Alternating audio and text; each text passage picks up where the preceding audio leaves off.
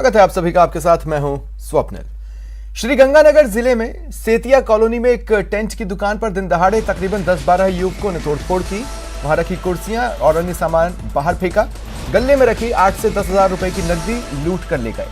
दिन दहाड़े घटना से पीड़ित दुकानदार और स्थानीय लोग धरने पर आक्रोशित होकर बैठे हैं और पुलिस के खिलाफ नारेबाजी कर रहे हैं। आज भी सुबह फ़ोन किया, फिर आए, मैंने कहा किराया दो इसका, तो किराया मांगने के कारण वो लड़ाई करने लगी मेरे साथ, हाथापाई की। फिर मैं भाई साहब सब थे, अग्रवाल सीमेंट वाले और ये सब थे, इनको लेके पुलिस चौकी चला गया। वहाँ जाके मैंने एप्लीकेशन दी तो फिर मेरे को फ़ोन करके धमकियाँ देने लगे, 2 घंटे में तेरी दुकान ख़त्म कर देंगे, ये कर देंगे, वो कर देंगे। फिर मैं पुलिस चौकी गया, मैंने फिर जाके बोला उनको भी ऐसे करके मेरे को धमकियाँ दे रहे हैं फ़ोन पे। तो कहते नहीं अब कुछ नहीं होगा, शाम को अपने उनसे मैं आपकी मुलाकात करवा दूंगा, पुलिस चौकी वाले कहते हैं। और इस दौरान उन्होंने आगे पीछे तोड़फोड़ कर दी दुकान की पूरी, पैसे भी ले गए गले से निकाल के। चूरू के बैंक ऑफ बड़ौदा के मैनेजर का शराब के नशे में हाई वोल्टेज ड्रामा वायरल है। नशे में धुत मैनेजर ने अस्पताल के आपातकालीन वार्ड में उत्पात मचाया, अस्पताल स्टाफ से अभद्रता की, पुलिस से गाली गलौज और धक्का मुक्की की। वीडियो बनता देख मैनेजर साहब ने पुलिस पर ही शराब पिलाने का आरोप लगा दिया। बैंक मैनेजर का ड्रामा देख एक बार पुलिस भी सकपका गई। बाद में पुलिस ने उसे काबू में कर मेडिकल चेकअप करवाया और गिरफ्तार किया।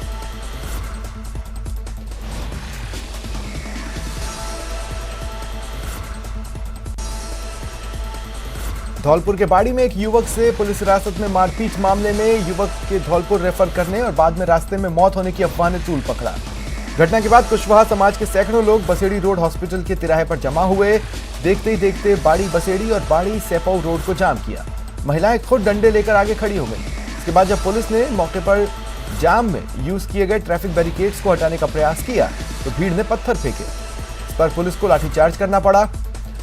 भीड़ आक्रोशित होकर पुलिस पर भारी पड़ गई। बाद में और जाब्ता आया तब भीड़ को कंट्रोल किया जा सका।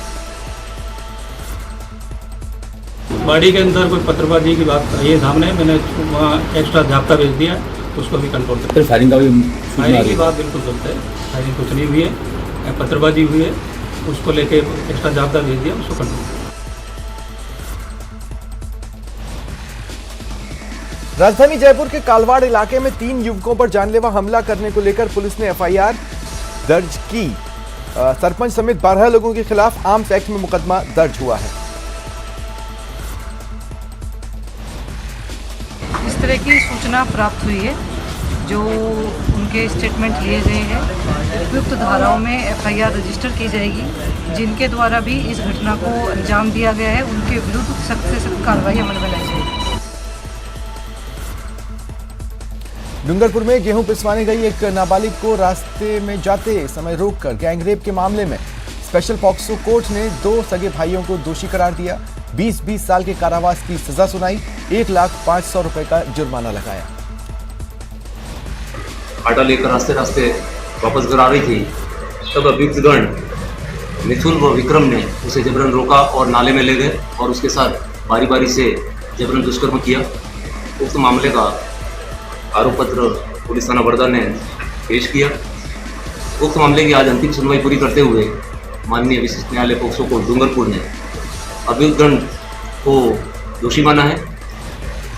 दोनों अभियुक्तगण को 20 साल के कठोर कारावास और 1-1 लाख रुपए के जुर्माने से दंडित किया।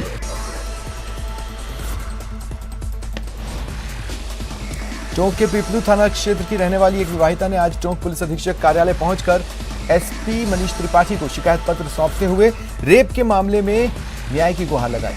पति के साथ पुलिस अधीक्षक कार्यालय में शिकायत करने पहुंची पीड़ित का आरोप है उसके पति पानी के कैंपर की गाड़ी चलाने का काम करते हैं। ऐसे में जिस आरोपी के पास पति काम करता है, पीड़ित उसके पास पति का टिफिन देने गई। पीड़ित का कहना है इसी दौरान आरोपी ने जबरदस्ती की।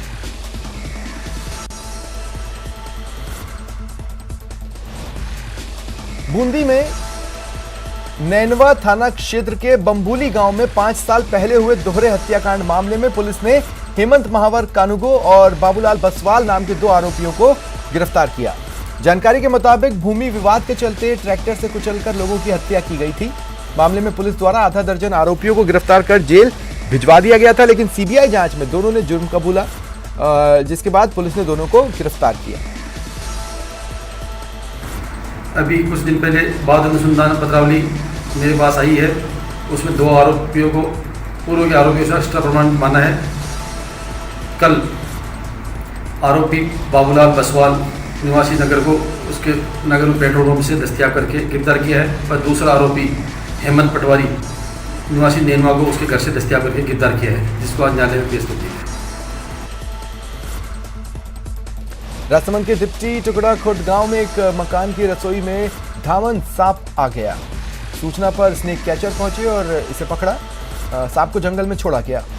बताया गया वन्य जीव प्रेमी लंबे समय से मानव जीवन बचाने के साथ साथ जहरीले जीव जंतुओं की भी रक्षा कर रहे हैं। भरतपुर के बयाना में दहेज हत्या के 5 साल पुराने मामले में कोर्ट ने आरोपी पति को उम्र कैद की सजा सुनाई, 5,000 का जुर्माना लगाया। कोर्ट ने यह फैसला सभी दलीलों को सुनने के बाद दिया।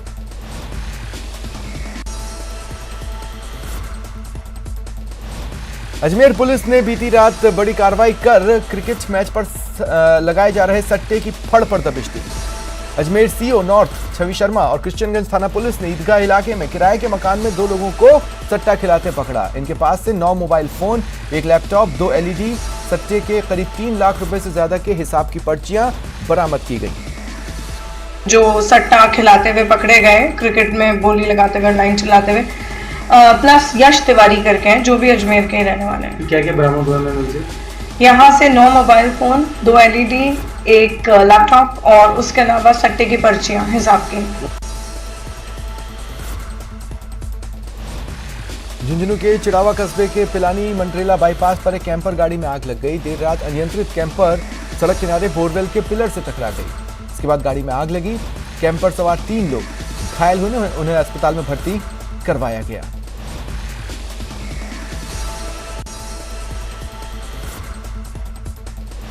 दौसा के सलेमपुर थाने में 2 हेड कांस्टेबल के बीच जमकर जूतम पैजार हुई। एक दूसरे के साथ मारपीट की गई। इस दौरान लात घूंसे चले। घटनाक्रम में एक हेड कांस्टेबल चोटिल हुए, जिन्हें अस्पताल में भर्ती कराया गया। जैसे ही मामले की जानकारी दौसा एसपी को लगी तो उन्होंने तत्काल मामले की जांच महुआ डीएसपी को सौंपी।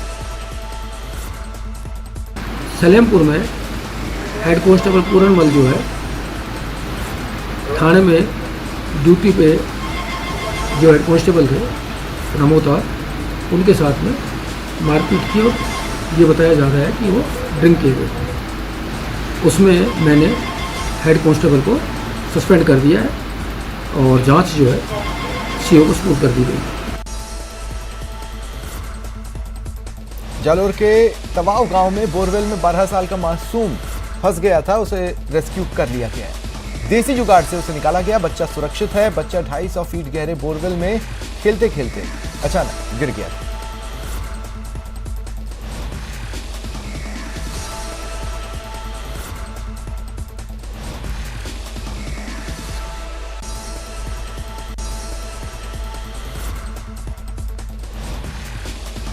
राजस्थान अनुसूचित जाति आयोग के अध्यक्ष खिलाड़ी लाल बैरवा गुरुवार को 1 दिवसीय जालोर जिले के दौरे पर रहे। उन्होंने कलेक्ट्रेट सभागार में अधिकारियों के साथ बैठक ली और अनुसूचित जाति वर्ग के लोगों के साथ हो रहे अत्याचार को लेकर अधिकारियों को फटकारा। उन्होंने पुलिस अधिकारियों को आड़े हाथों लेते हुए कहा कि एससी वर्ग के ऊपर हो रहे अत्याचार के मामलों में अधिकतर मामलों में पुलिस की ओर से एफआईआर लगाई जा रही है। आखिर इस तरीके से हर मामले को झूठा किस तरीके से देखा जा सकता है?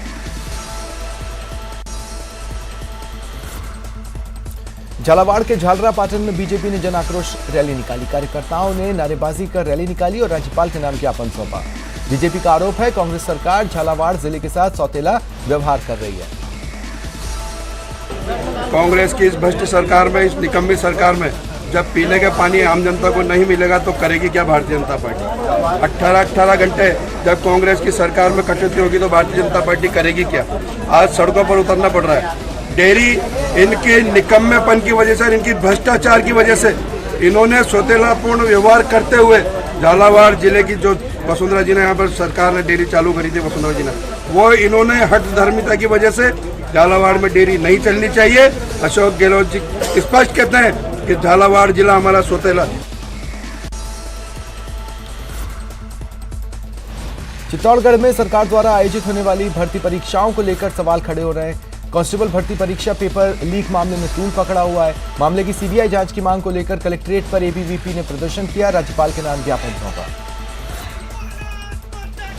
अभी अपन देखने को मिला है कि 14, 15, 16 जो राजस्थान सरकार जो एग्जाम हुए सारे के सारे पेपर लीक हुए और जिस राजस्थान सरकार जिस कंपनी को ये एग्जाम करने की जिम्मेदारी दी है वो कंपनी पहले से ही ब्लैकलिस्टेड है। कंपनी द्वारा जो भी एग्जाम कराए गए IIT, जी, सारा डेयरी परीक्षा जयपुर, जितने भी एग्जाम कराए गए सब एग्जाम में या तो परीक्षा रद्द हुई है या सीबीआई की जांच चल रही है। तो ऐसी कंपनी को अब राजस्थान सरकार परीक्षा करवाने की जिम्मेदारी देकर क्या राजस्थान के युवाओं के साथ खिलवाड़ किया जा रहा है और राजस्थान सरकार इस युवाओं के भविष्य के साथ बहुत खिलवाड़ करे। परीक्षाएं जो है राजस्थान सरकार करवाती है, पर वो राजस्थान सरकार जिस कंपनी के द्वारा करवाती है वो कंपनियां ऐसी है जो पेपर हमेशा लीक कर देती है और जब भी परीक्षाएं होती है तो पेपर लीक हो जाते हैं। तो इस बार ऐसी सीबीआई जांच हो कि जिससे पेपर लीक ना हो। कोटा शहर में चल रही करीब 2.5 दर्जन सिटी बसों के पहिए थम गए। सिटी बस के स्टाफ ने डीसीएम बस स्टैंड के बाहर नारेबाजी कर प्रदर्शन किया और आक्रोश जताया। दरअसल नगर निगम प्रशासन की ओर से मेंटेनेंस के अभाव पर चल रही सिटी बसों का संचालन अचानक बंद करने से ड्राइवर्स और कंडक्टर्स में हड़कंप मच गया है। हम 100-200 कर्मचारियों को भी रोजगार भी मिल रहा है, ये भी इनके परिवार को पाल रहे हैं, काम कर रहे हैं। पर ये गाड़ियाँ चलना, ये भाई चलना भी चाहिए और ज़रूरी भी चलना, क्योंकि कोटा एक स्मार्ट सिटी में आ गया है और गाड़ियाँ भी स्मार्ट सिटी के हिसाब से गाड़ियाँ सिटी बस यहाँ रेगुलर चलेगी। पाली में पेयजल की समस्या के स्थायी समाधान की मांग को लेकर पाली नगर परिषद सभापति रेखा भाटी, उनके पार्षद पति और पूर्व सभापति राकेश भाटी पाली से जयपुर की पैदल यात्रा कर रहे हैं। इसके यात्रा के दूसरे दिन बागावास पहुंचने पर उन्होंने न्यूज़ 18 से बात की और कहा, पाली पानी की समस्या से जूझ रहा है, लेकिन किसी ने इसके स्थायी समाधान के प्रयास नहीं किए।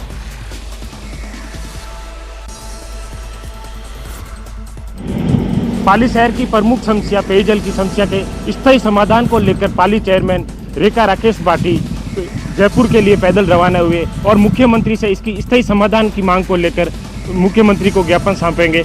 रेखा राकेश भाटी से चर्चा करते हैं कि क्या है मांग आपकी प्रमुख तौर पे। हमारी एक ही मांग है कि हमारे पाली शहर में स्थायी पाइपलाइन आ जाए, जिससे आम जन को राहत मिल सके, क्योंकि अभी गर्मी का समय है।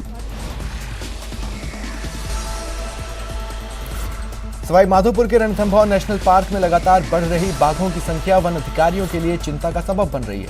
लगातार मॉनिटरिंग, लाख कोशिशों के बावजूद टेरिटरी को लेकर बाघों के बीच संघर्ष थम नहीं रहा।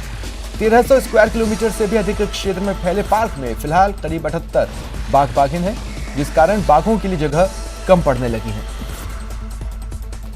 तो कितना ये डेवलप हो गया है? कॉरिडोर कैला देवी का कॉरिडोर डेवलप होने का प्रयास चल रहा है। इसके अलावा क्या है कि कैला देवी में जो सेंचुरी के अंदर जो टाइगर रिजर्व में वो लगभग 43 विलेजेज है, तो वो रिलोकेशन वाला बड़ा काम है। वो उस पर अभी जो हमारा कैला देवी का तो मेन फर्स्ट विलेज रिलोकेशन भी है, जिससे कि वहाँ हैबिटेट डेवलप हो सके और टाइगर स्वतंत्र रूप से उसमें अपनी टेरिटरी बना के रह सके। राजस्थान लोकतांत्रिक मोर्चा की ओर से गुरुवार को कई लोगों ने प्रतापगढ़ मिनी सचिवालय पहुंच विभिन्न मांगों को लेकर पीएम और सीएम के नाम अतिरिक्त जिला कलेक्टर को ज्ञापन सौंपा। इसमें धरियावद में कृषि मंडी खोलने के साथ जाति आधारित जनगणना के लिए विधानसभा में संकल्प पारित करने और आरक्षण को पुख्ता करने, महंगाई घटाने के लिए वैट टैक्स घटाने की मांग की गई।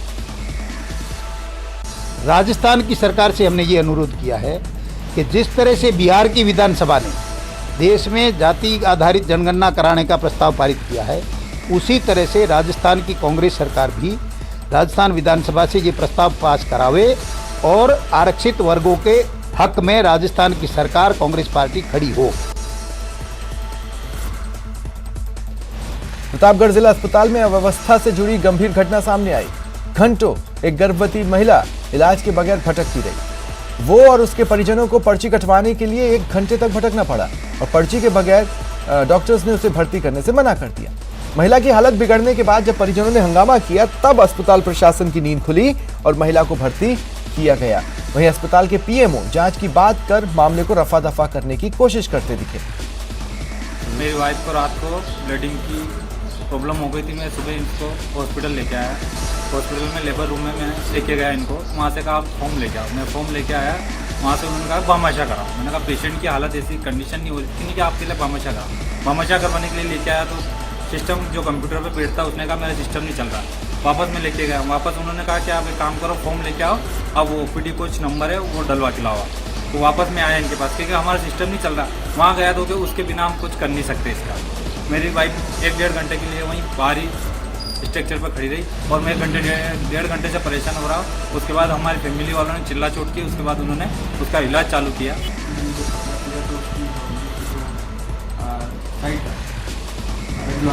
साइट हो गई तो मैनुअल भर्ती किए जाते हैं मरीज।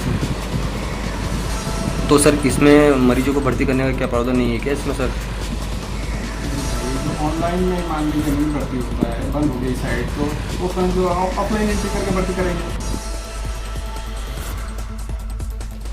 सीकर के रामगढ़ थाना इलाके के गांव में पशुपालन विभाग के कर्मचारी के साथ घर में घुसकर हुई मारपीट का मामला तूल पकड़ रहा है।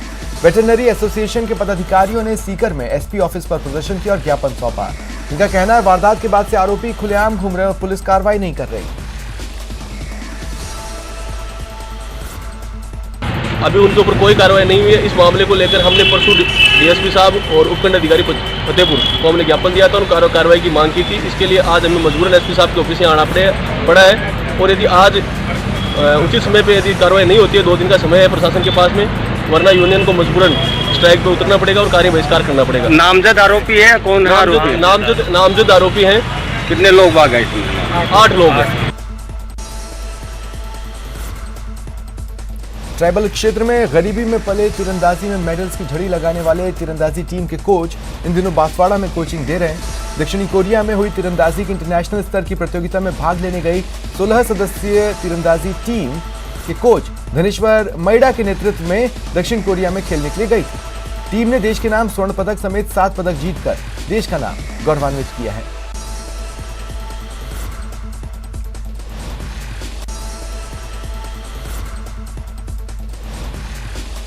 राजस्थान सरकार के कैबिनेट मंत्री शाले मोहम्मद 1 दिवसीय पोखरण दौरे पर रहे। मंत्री के रातड़िया गांव पहुंचने पर ग्रामीणों ने भव्य स्वागत किया। उन्होंने विशाल रक्तदान शिविर में शिरकत कर रक्तदाताओं की हौसला अफजाई की। मंत्री ने शिक्षाविद पप्पूगिरी गोस्वामी की प्रथम पुण्यतिथि पर तस्वीर पर पुष्प अर्पित कर याद किया। परिवार के अंदर कोई बीमार हो जाता है या किसी माता बहन की डिलीवरी होती है, काफी लोग ऐसे होते हैं कि उनको जब रक्त की जरूरत पड़ती है तब उनको इधर उधर झाँकना पड़ता है। उदयपुर में पेयजल की किल्लत को लेकर शहर से सटे कानपुर गांव की महिलाओं का गुस्सा गुरुवार को फूटा। महिलाओं ने सरपंच का घेराव कर हंगामा किया। 8 महीने गांव में पानी की टंकी तोड़ने के बाद पेयजल सप्लाई को लेकर ग्रामीण काफी दिनों से खफा हैं। दोपहर 12 बजे गांव की महिलाएं चौराहे पर जमा हुई और सरपंच और जलदाय विभाग के खिलाफ नारेबाजी की। कानपुर ग्राम पंचायत के पास में हमारा कानपुर माइन से यहाँ से उदयपुर शहर में 5 लाख लीटर रोजाना पानी सप्लाई पेयजल के लिए किया जाता है, लेकिन कुएं के पास में प्यासे है ग्रामीण। ये स्थिति है हमारे यहाँ पर, बिल्कुल भारी समस्या हो गई है।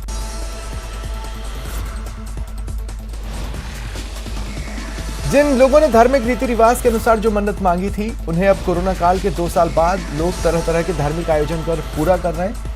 12 जिले के शाहबाद क्षेत्र में लोग दूर दूर से मध्य प्रदेश से सीतामढ़ी के प्रसिद्ध लक्ष्मण मंदिर पर पहुंचते हैं। यहाँ 45 डिग्री तापमान के बाद भी भीषण गर्मी में कनक दंडवत करते सोमवती अमावस्या तक श्रद्धालु पहुंचेंगे। सोचने वाली बात यह है कि 45 डिग्री तापमान के बाद भी लोगों की आस्था कम नहीं है।